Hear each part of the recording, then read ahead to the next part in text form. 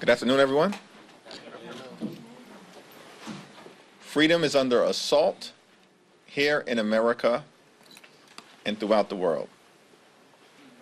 As House Democrats, we believe in a woman's freedom to make her own reproductive health care decisions. And we strongly oppose any effort by extreme MAGA Republicans to criminalize abortion care, impose a nationwide ban, target women and physicians and medical professionals across the country, and try to impose government-mandated pregnancies, even in instances where there's been rape or incest. Freedom is under assault by the extreme MAGA Republicans, and ground zero at the moment is in Florida, where there is a ban that will impact millions of women in the state of Florida and throughout the Deep South. Because up until this point, Florida was perhaps the only state in the southeastern part of the country where a woman could seek reproductive health care. Freedom is under assault. House Democrats are defending it. Extreme MAGA Republicans are determined to undermine it. And Donald Trump and everyone who blindly follows him are responsible for what has taken place in this country as a result of the fall of Roe v. Wade and the attacks on freedom that have been underway ever since. Freedom under assault in America, freedom under assault across the world, particularly in Ukraine, which is why it was so critically important that we worked together to get the national security legislation that was bipartisan and comprehensive over the finish line and defeated the pro-Putin Republicans who were determined to undermine America's national security, undermine freedom and democracy throughout the world, and undermine American leadership in a way that would have hurt the safety and security of the American people, perhaps for decades to come, if Vladimir Putin and Russian aggression was allowed to prevail. Freedom under assault in America, freedom under assault throughout the world. Freedom will be on the ballot in November. Question? I know that as much as members of your caucus have said that they would help Johnson out of a motion to vacate scenario, you also heard earlier this week from members of your caucus saying, hey, don't you remember this guy as the architect of the January 6th committee, all of that. I mean, how do you make the case when Americans see the motion to table, and I get that it's a distinction, but you guys come in and save the speaker's job? My statement on this issue speaks for itself. The member who you are referencing is a very distinguished member of the House Democratic Caucus, who in those very remarks made clear that she also is a team player, and you can ask her directly what that means in terms of how she ultimately decides to vote. We've made clear this is a vote of conscience, a procedural vote on a motion to table, but also a vote of conscience that every single member of the House Democratic Caucus will make a decision on based on their assessment of the situation.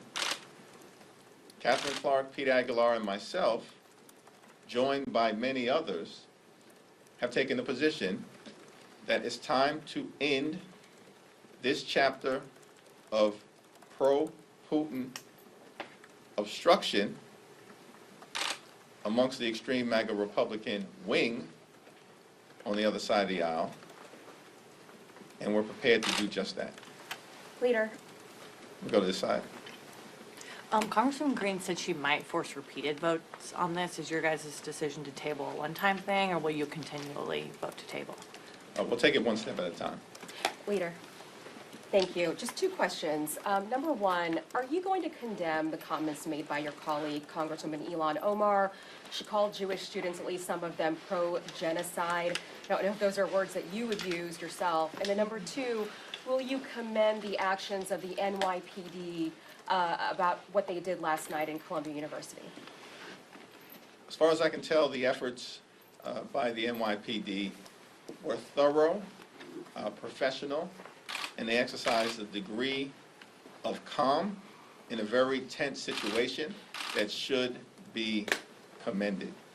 With respect to any comments that have been made by Representative Omar, my policy has always been, until I've had an opportunity to talk specifically to that member, I'm going to refrain from making any public comment. My position on the conflict between Israel and Hamas is clear. Israel is fighting a war of necessity. They have to decisively defeat Hamas, who brutally attacked the Israeli people on October 7th.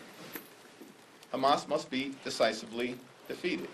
We have to do everything possible to free the hostages, and at the same time make sure that we are surging humanitarian assistance into Gaza so we can help out Palestinian civilians who are in harm's way through no fault of their own. When will you talk to her, though, Leader?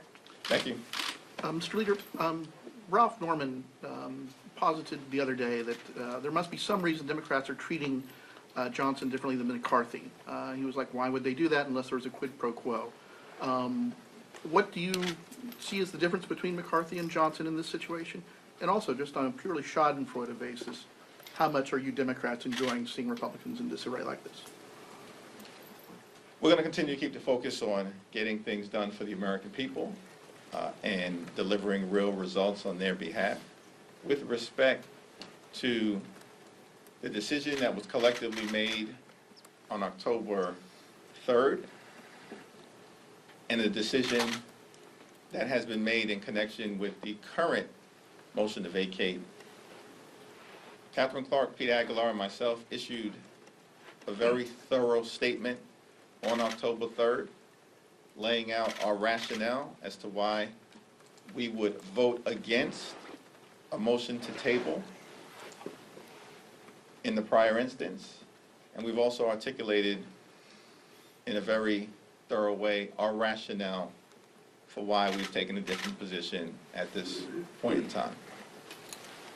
Moving on to the agenda, fast approaching is the 2025 appropriations. How are discussions with Republicans on the top line? Are you going to adhere to the debt ceiling agreement? Is there some decision not to do that? What's your sense? It remains our position that the top line spending number has to be the number that was agreed upon in the Bipartisan Fiscal Responsibility Act that was passed by the House and the Senate and signed into law by President Joe Biden.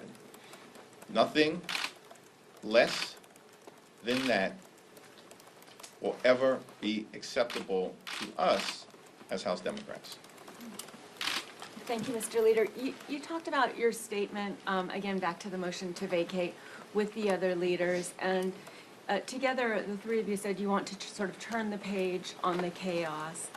Can you tell us a little bit what that looks like? Are you in talks with Speaker Johnson or with other Republicans on what sort of post-chaos might look like? Are there shared goals? Is this a coalition government? What does it look like? Our focus right now is on the three important things substantively that are in front of us, which relate to, one, FAA reauthorization, two, the Farm Bill, and three, making sure we fund the government in a manner that takes care of the needs of the American people in advance of the fiscal year 2025 deadline. From the very beginning of this Congress, House Republicans have visited chaos, dysfunction, and extremism on the American people. Marjorie Taylor Greene is the star of the show. The show is called Republicans Gone Wild. It is undermining the well-being of the American people and preventing us from delivering real and meaningful results on the issues that matter. House Republicans are either unwilling or unable to get Marjorie Taylor Greene and the extreme MAGA Republicans under control, and so it's going to take a bipartisan coalition and partnership to accomplish that objective. We need more common sense in Washington, D.C., and less chaos.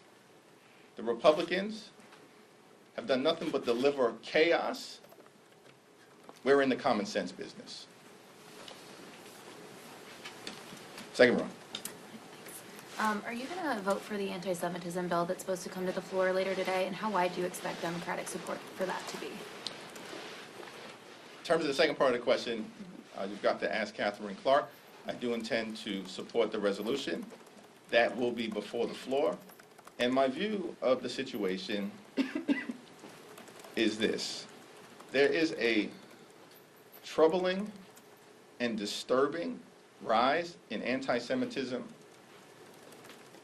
in the United States of America that existed prior to October 7th and has been exacerbated since October 7th. We should be doing everything possible in a serious and sensible way to combat anti-Semitism, to crush anti-Semitism, to bury it in the ground and make sure that it can never rise again. Combating anti-Semitism is not a Democratic issue or a Republican issue. It should be an American issue. And we should be working together to confront anti-Semitism and all other forms of racism and hatred and xenophobia in America and throughout the world. Do you plan to visit Columbia University or any of the universities that are in unrest right now? I have no current plans to do that. We'll go. Sorry. We'll go. Thank you, thank you, Mr. Leader. The Biden administration yesterday reclassified cannabis. Leader Schumer, Cory Booker, Senator Wyden reintroduced their legislation to deschedule cannabis. I'm curious about your thoughts of the ramifications of the Biden administration's decision yesterday for not only New York but the country, and do you support the legislation that the senators reintroduced today? I support the legislation introduced by the senators and have been long involved in the effort to try to deschedule marijuana and break the back of the prison industrial complex and mass incarceration in the United States of America.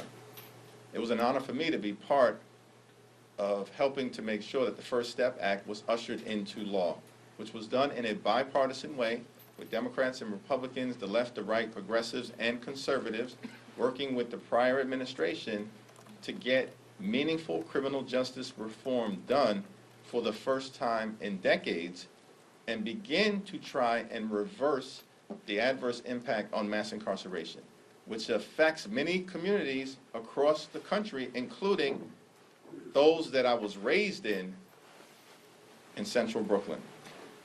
The effort taken by the Biden administration was impactful and another step in the right direction that we should build upon legislatively. Thanks. I'll go to the back, and then we'll come back up to the front.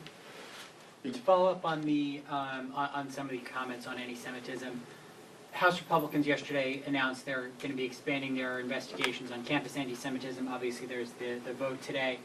If Democrats were in the majority, what steps would you all be taking in response to what's been happening on campuses? It's a great question. the Biden administration put forth a comprehensive report and series of recommendations in May of 2023 designed to aggressively combat the rise of anti-Semitism in the United States of America. Representative Kathy Manning has introduced bipartisan legislation that is designed to bring many of those recommendations to life in order to get to a better place in the United States of America. And it is my hope that Representative Manning's legislation will receive an up or down vote in the next few weeks before we leave town in advance of Memorial Day. It's bipartisan legislation. Kathy Manning's legislation has the support of the Anti-Defamation League. It has the support of AJC. It has the support of a variety of different Jewish organizations. And no one has been more of a leader throughout her professional career in dealing with these challenges than Representative Manning. And so I'd like to see her legislation brought to the floor. We'll go, sorry. Tomorrow, many members will travel for the funeral of the late Don Payne. Looking forward with that seat, do you have any intel on when that seat might be filled? Is that looking to be next Congress, or do you imagine a representative will be elected between now and November? Yeah, we haven't had those conversations because we're still in the process of both mourning the loss of a great member of Congress and a classmate of mine, Representative Donald Payne Jr., as well as celebrating his life, which has been done throughout the week in different ways, including on the House floor yesterday in a special order hour led by the Congressional Black Caucus and the leadership of Assistant Democratic Leader Joe Neguse. Representative Payne Jr. will lie in state today at the Essex County Courthouse.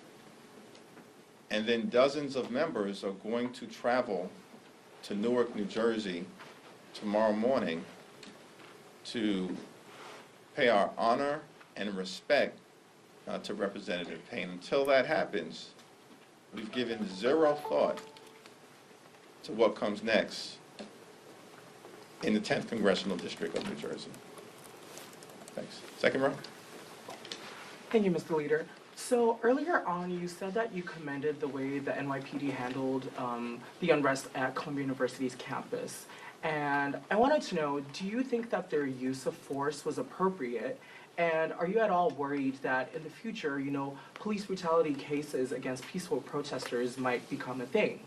I didn't see the NYPD use excessive force yesterday. A bit of a two-parter, just taking a broader look at these protests. I mean, what do you make of the protests against Israel happening on college campuses that we've been seeing recently? The First Amendment is an important part of the fabric of America. Peaceful protest is an important part of the fabric of America. Civil disobedience that is nonviolent is an important part of the fabric of America. But we shouldn't see any protest ever veer into threatening the safety and security of others, into anti-Semitism or racism or xenophobia or Islamophobia, or anything that is inconsistent with the fact that America is a gorgeous mosaic of people of different races, religions, and ethnicities, and that is what makes us an incredibly strong nation and different from any other nation in the world. Bit of a follow-up, though. Thank you, Leader. Do you believe that colleges and universities should lose their federal funding if they have been found to not be cracking down on anti-Semitism? I haven't taken a look at any specific proposal in that regard, but we'll have a conversation about the best way for colleges and universities to respond at the appropriate point. I can say that with respect to the most recent appropriations bill, House Democrats wanted to increase funding for the Office of Civil Rights of the Department of Education, which is the office charged with the responsibility of making sure that no student is targeted in any way because of their race, their religion, or their ethnicity. House Republicans wanted to slash and burn the Office of Civil Rights of the Department of Education by 25%.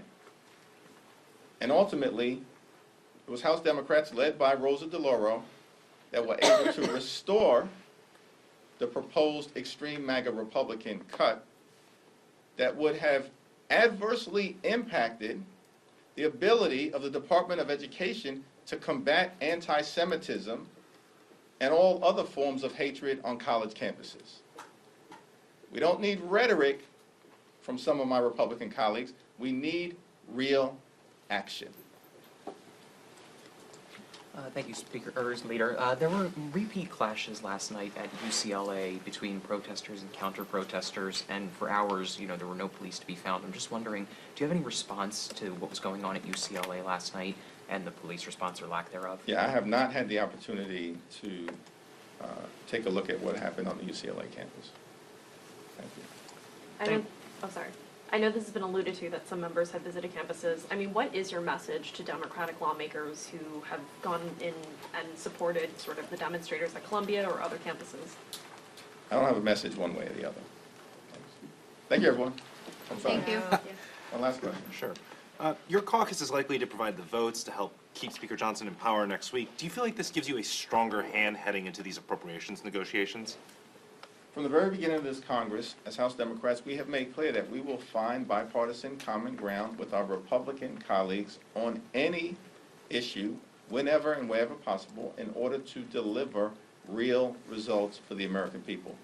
We have repeatedly done it throughout this entire Congress, having to overcome Republican chaos, dysfunction, and extremism that began during the very beginning of this Congress, when it took 15 different votes before the Congress could begin, and a loaded gun was handed over to some of the more extreme elements of the House Republican Conference in order to even get started.